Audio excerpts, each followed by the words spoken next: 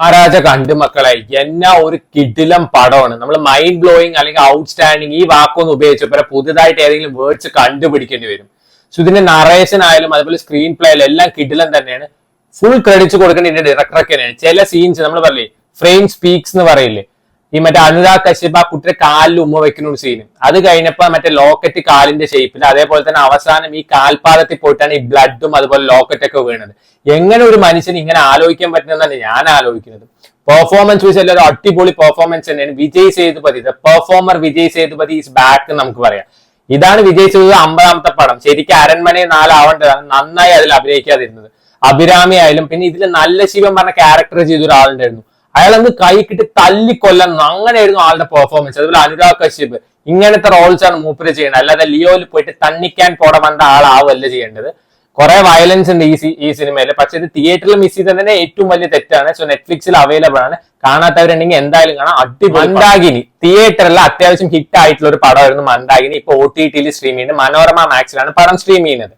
അപ്പൊ ഒരു കല്യാണ ദിവസം നടക്കുന്ന ചെറിയ ചെറിയ ഇഷ്യൂസ്, പ്രശ്നങ്ങൾ, അതിനെ ചുറ്റിപ്പറ്റി കഥ പറഞ്ഞു പോകുന്ന സിനിമയാണ്. നമ്മുടെ ഉപചാരപൂർവ്വം ഗുണ്ടാ ജയൻ ആ ഒരു സിനിമയിൽ അതേപോലത്തെ ഒരു സിനിമ തന്നെയാണ്. അൽതാഫ് സലീം, അനാർക്കലി മരക്കർ ഇവരൊക്കെയാണ് മെയിൻ ആയിട്ട് അഭിനയിക്കുക. തുടക്കമൊക്കെ നമുക്കറിയാം. അൽതാഫ് സലീമിന് എല്ലാ പടം പോലെ നല്ലൊരു ഫീൽ ഗുഡ് വൈബ് തന്ന സിനിമ ഒരു സെക്കൻഡ് ഹാഫ് ആകുമ്പോഴേക്ക് അത്യാവശ്യം ബോറടിക്കാൻ തുടങ്ങി. നല്ലോണം ഒരു വലിപ്പിക്കൽ പോലെ തോന്നി. കാരണം റിപ്പീറ്റേഷൻ സീൻസ് വന്നുകൊണ്ടേ ഇരിക്കുകയാണ്. ഇതിൽ ലേഡി ക്യാരക്ടേഴ്സ് അഭിനയിച്ചാൽ എല്ലാവരും അടിപൊളിയായി പെർഫോം ചെയ്തിട്ടൊക്കെ ഉണ്ട്. പക്ഷെ നമുക്ക് ആ ഒരു ഫസ്റ്റ് ഹാഫിൽ കിട്ടുന്ന ഒരു വൈബ് സെക്കൻഡ് ഹാഫിൽ കിട്ടുന്നില്ല. എനിക്ക് ആ ഒരു ആവറേജ് ഫീലിംഗ് തോന്നുന്നത്. നമ്മൾ ഉപചാരപൂർവ്വം ഗുണ്ടാ ജയൻ ആ സിനിമ എടുത്ത് നോക്കുന്നത് കുറച്ചും കൂടി എൻഗേജിങ് ആയിരുന്നു ടിൽ ദ എൻഡ് വരെ. അപ്പൊ ആ ഒരു എൻഗേജിങ് എനിക്ക് ഇതിൽ തോന്നിയില്ല.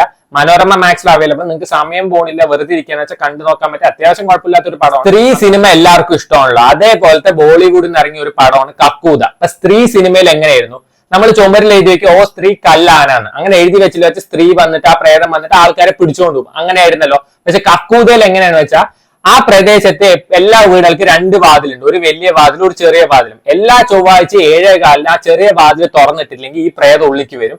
ഉള്ളിക്ക് വന്നു കഴിഞ്ഞാൽ ആ വീട്ടിലത്തെ ആൾക്ക് ഒരു കൂന് വരും. ആ കൂന് വന്നു കഴിഞ്ഞാൽ 13ാമത്തെ ദിവസം ആള് മരിക്കും. ഇതാണ് കഥ. സോ അത് കേൾക്കുമ്പോൾ നല്ലൊരു ഫ്രഷ്നെസ് തോന്നി. അപ്പൊ ഞാൻ കണ്ടു നോക്കിയപ്പോൾ ഫസ്റ്റ് ഹാഫ് ഒക്കെ നല്ല രസം ഉണ്ടായിരുന്നു. ശരിക്കും ഒരു ഹൊറർ കോംബോ പോലെയൊക്കെ തോന്നി. സെക്കൻഡ് ഹാഫ് ആസ് യൂഷ്വൽ എല്ലാ ഹൊറർ കോംബോ പോലെ കുറച്ച് വലിപ്പിക്കലും ഒരു ഊളച്ചളികളൊക്കെ ഉള്ള പോലെ തോന്നിയത്. നല്ലൊരു ആവറേജ് പടമാണ്. സമയം ഉണ്ടെങ്കിൽ കണ്ടു നോക്കാവുന്ന ഒരു പടമാണ്. സ്ത്രീ 2 പോലെ തന്നെ ഇതിന് സെക്കൻഡ് ഭാഗം വരേണ്ടി തോന്നുന്നു. നമ്മുടെ റിതേഷ് ദേശ്മുഖും സോനാക്ഷി സിൻഹയൊക്കെയാണ് അഭിനയിച്ചിരിക്കുന്നത്. C5 പടം സ്ട്രീം ചെയ്യുന്നത്. സമയം ഉണ്ടെങ്കിൽ കണ്ടു നോക്കാം.